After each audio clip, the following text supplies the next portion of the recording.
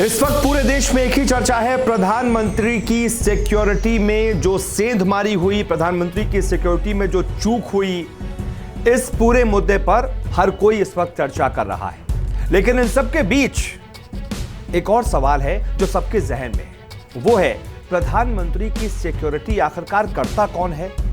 कैसे ऐसी परिस्थितियों में जो पंजाब के फिरोजपुर से 30 किलोमीटर दूरी पर हमें देखने को मिली प्रधानमंत्री के साथ, जब एक हाईवे पर, एक फ्लाईओवर पर प्रधानमंत्री का काफिला 15 से 20 मिनट तक रुका रहा, सामने प्रदर्शनकारी थे और उसके बाद फिर वहीं से प्रधानमंत्री के काफिले को लौटना पड़ा, यूटर्न मारना पड़ा और भटिंडा एयरपोर्ट पहुंचे प्रधानमंत्री। तो आखिरकार तुरंत वहां पर सिक्योरिटी गार्ड्स तैनात हो गए थे, एसपीजी के जो है वो जवान तैनात थे, तुरंत प्रधानमंत्री को सिक्योर किया गया था वहां पर।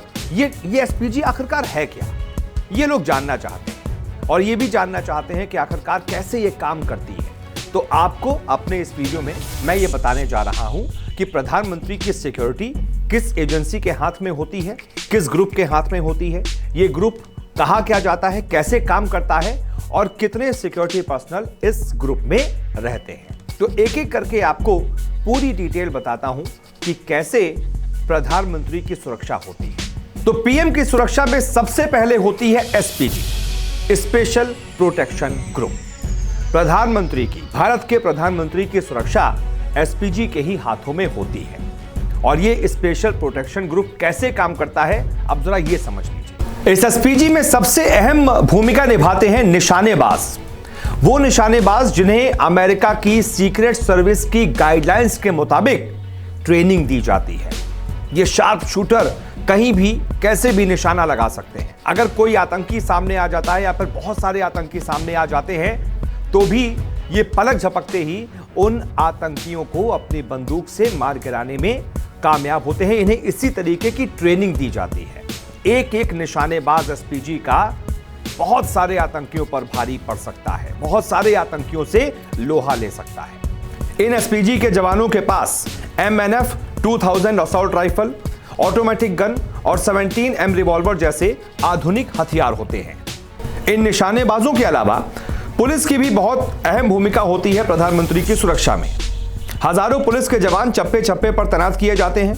प्रधानमंत्री के स्थानीय कार्यक्रमों में एसपीजी के मुखिया खुद मौजूद रहते हैं। अगर किसी वजह से मुखिया नहीं रहते हैं तो सुरक्षा व्यवस्था का प्रबंधन उच्च पद के किसी अधिकारी द्वारा किया जाता है। जब पीएम अपने आवास से सभा में शामिल होने के लिए बाहर निकलते हैं तो पूरे मार्ग का एक तरफ का यातायात 10 मिनट के लिए बंद कर दिया जाता है। इस बीच पुलिस के 2 वाहन सायरन बजाकर मार्ग पर गश्त करते हैं। यह सुनिश्चित करने के लिए किया जाता है कि जिस मार्ग से प्रधानमंत्री गुजरेंगे वो पूरी तरह से बाधा रहित हो। पुलिस के अलावा एनएसजी के कमांडोज भी प्रधानमंत्री की सुरक्षा में तैनात होते हैं। प्रधानमंत्री के काफिले में 2 बख्तरबंद BMW 7 series sedan, 6 BMW X5 और एक मर्सिडीज बेंज एम्बुलेंस के साथ 1 दर्जन से ज्यादा वाहन मौजूद होते हैं। इनके अलावा एक टाटा सफारी जैमर भी काफिले के साथ चलता है। पीएम के काफिले के ठीक आगे और पीछे पुलिस के सुरक्षा कर्मियों की गाड़ी होती है। बाईं और दाईं तरफ से 2 और वाहन होते हैं और बीच में प्रधानमंत्री का बुलेट प्रूफ वाहन होता है।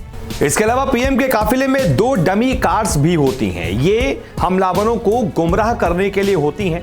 हमलावरों को पता नहीं होता है, अगर हमलावर पीएम के काफिले पर अटैक करने की कभी भी कोशिश करें, इन नापाक मंसूबों को वो पूरी तरीके से उनमें कामयाब ना हो, इसी के लिए डमी कार्स भी, 2 डमी कार्स जो हैं वो इस काफिले में रहती हैं और बार बार अपनी पोजीशन चेंज करती रहती हैं। प्रधानमंत्री इनमें से किस कार में है किसी को पता नहीं होता, सिर्फ एसपीजी को पता होता है जो प्रधानमंत्री की सुरक्षा कर रही होती है। इसके अलावा किसी को पता नहीं होता कि लाइन से जो कार्स चल रही हैं उसमें पीएम की कार कौन सी है, 7वें नंबर वाली गाड़ी है, 8वें नंबर की है, 4थे नंबर की है, क्योंकि लगातार कार्स आगे पीछे अपने आप को करती रहती हैं ताकि किसी को भी प्रधानमंत्री किस गाड़ी में है ये पता ही ना चल पाए। इसके अलावा जैमर वाहन के ऊपर भी कई एंटीने लगे होते हैं। ये एंटीना सड़क के दोनों ओर रखे गए बमों को 100 मीटर की दूरी पर भी डिफ्यूज करने में सक्षम होते हैं। इन सभी कारों पर एनएसजी के सटीक निशानेबाजों का कब्जा होता है।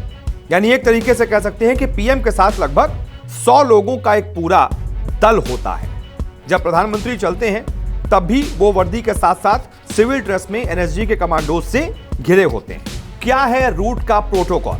अब जरा इसे समझते हैं कि रूट का प्रोटोकॉल क्या है। हमेशा कम से कम 2 रूट तय होते हैं पीएम के। किसी को रूट की पहले जानकारी नहीं होती है।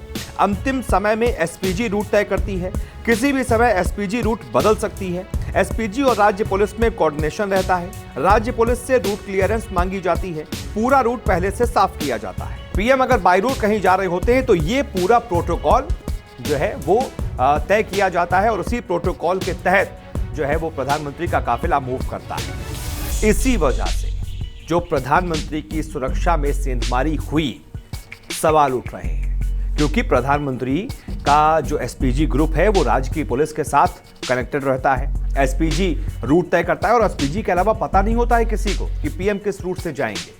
तो फिर उन प्रदर्शनकारियों को कैसे पता चला कि प्रधानमंत्री यहीं से होकर गुजरेंगे? वो कैसे उस फ्लाईओवर को जो है बाधित करके बैठे हुए थे? सवाल इसीलिए उठ रहे हैं कि आखिरकार उन तक ये खबर किसने लीक की, किसने बताया? एसपीजी तो बताएगी नहीं, तो क्या राज्य पुलिस जिसके साथ एसपीजी कनेक्टेड रहती है, जिसकी जिम्मेदारी होती है कि रूट क्लियर रहे, वो राज्य पुलिस रूट क्लियर भी नहीं कर पाई और प्रदर्शनकारियों को वहां पे आने दिया? सवाल इसीलिए उठ रहे हैं। खैर, ये था एक स्पेशल रिपोर्ट जो आपको ये बताने के लिए थी कि एसपीजी काम कैसे करती है और प्रधानमंत्री के काफिले में कितने जो है वो कमांडोज रहते हैं, कितने सुरक्षा जवान रहते हैं। उम्मीद करता हूं आपको रिपोर्ट पसंद आई होगी। बहुत बहुत शुक्रिया इस रिपोर्ट को देखने के लिए। नमस्कार, मैं हूं मानक गुप्ता। अगर आपको हमारा ये वीडियो पसंद आया हो तो इसे लाइक और शेयर जरूर करें और हां, हमें सब्सक्राइब और फॉलो करना ना भूलें ताकि आप देश और दुनिया की कोई खबर मिस ना करें। तो जुड़े रहिए हमारे साथ और देखते रहिए न्यूज़ 24।